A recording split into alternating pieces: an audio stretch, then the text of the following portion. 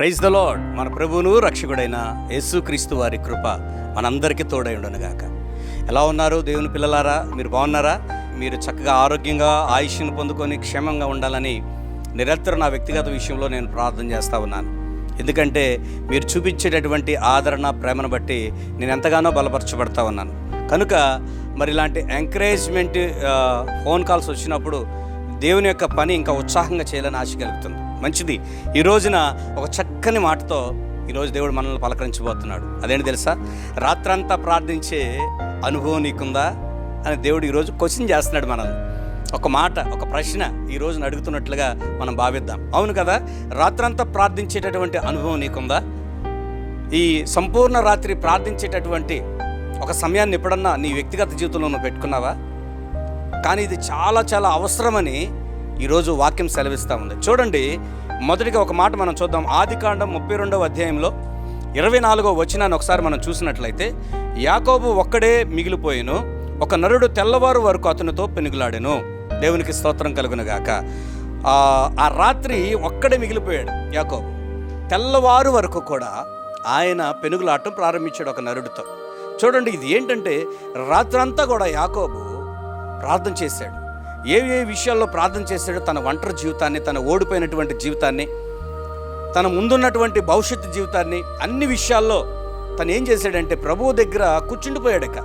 ఏంటి ప్రభా, నా పరిస్థితి ఏంటి, నేను ఎలాగ ప్రయాణం చేయాలి రానున్న జీవితంలోని దేవుని సన్నిధిలో కూర్చొని దేవునితో మాట్లాడుతున్నాడు.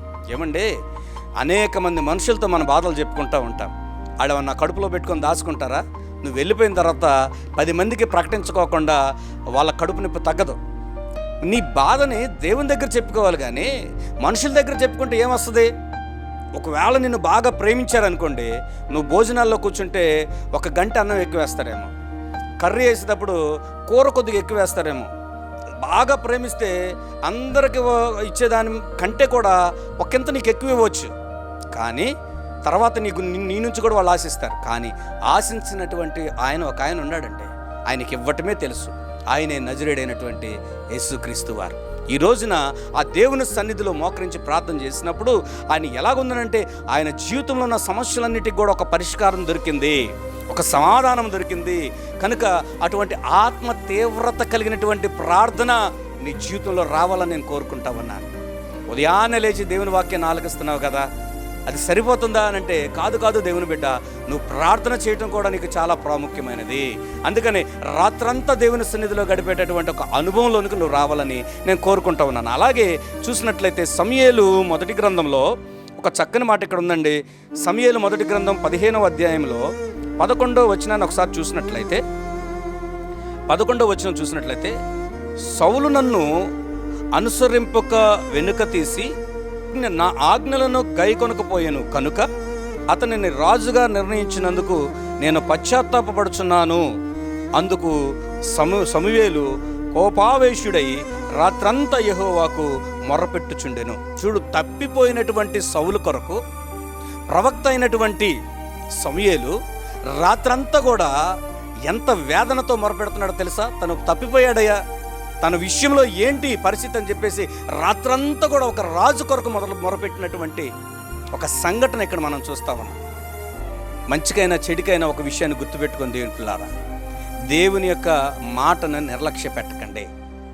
మరి నీకున్నటువంటి సమస్యలు, తప్పిపోతున్నటువంటి నీ పిల్లలు, తప్పిపోతున్నటువంటి నీ భర్త, తప్పిపోతున్నటువంటి నీ భార్య, తప్పిపోతున్నటువంటి నీ కుటుంబం, తప్పిపోతున్నటువంటి నీ రక్త సంబంధులు, తప్పిపోతున్నటువంటి నీ మిత్రులు, వీరందరిని బట్టి వీరిలో ఏదో ఒక అంశంలో వారి కొరకు ఒక రాత్రి దేవుని సన్నిధిలో మోకరించి ప్రార్థించినటువంటి అనుభవం నీకుందా? ఈరోజు దేవుడు నేను అడుగుతా ఉన్నాడు. దేవుని బిడ్డలారా, ఒక సేవకుడుగా నేను మాట్లాడుతున్న మాట ఏంటంటే, ఒక హృదయ భారం కలిగి రాత్రంతా కూడా ప్రార్థించేటటువంటి, రాత్రంతా మొరపెట్టేటటువంటి ఒక తీర్మానాన్ని నువ్వు తీసుకుంటే వారి జీవితాల్లో గొప్ప మార్పును దేవుడు సంభవించినట్లు చేస్తారు. మూడో మాటగా ఒకటి నేను జ్ఞాపకం చేస్తానండి.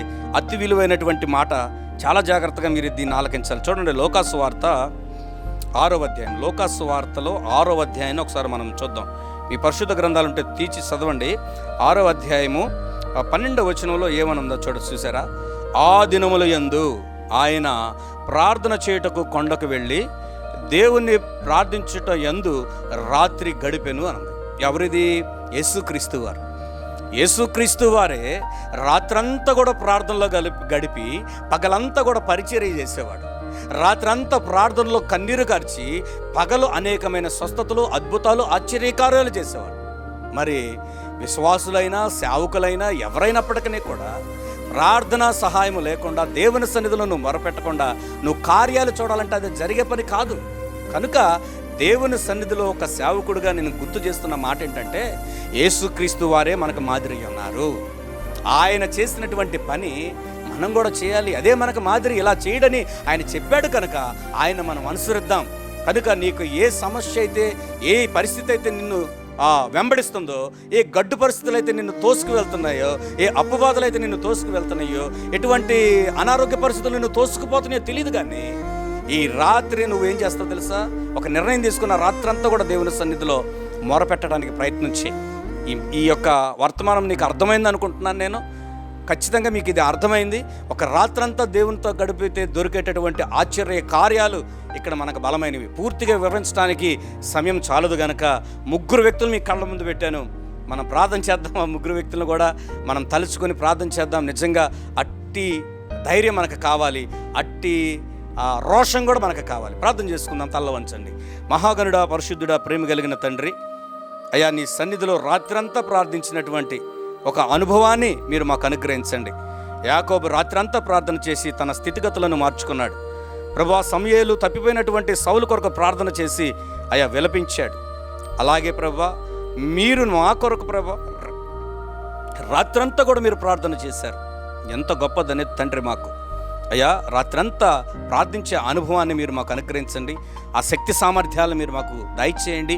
ఈ యొక్క ప్రార్థనలు ఏకీభవిస్తున్న బిడ్డలు అటువంటి తీర్మానం తీసుకొని ఎటువంటి పరిస్థితులైనా వాటిని దూసుకొని ముందుకు వెళ్ళటానికి కృప చూపించమని నజరేయుడైన యేసుక్రీస్తు వారి శక్తి కలిగిన నామంలో ప్రార్థించి పొంది ఉన్నాం మా ప్రియ పరలోకపు తండ్రి. ఆమేన్. God bless you. దేవుడు మిమ్మల్ని దీవించునుగాక.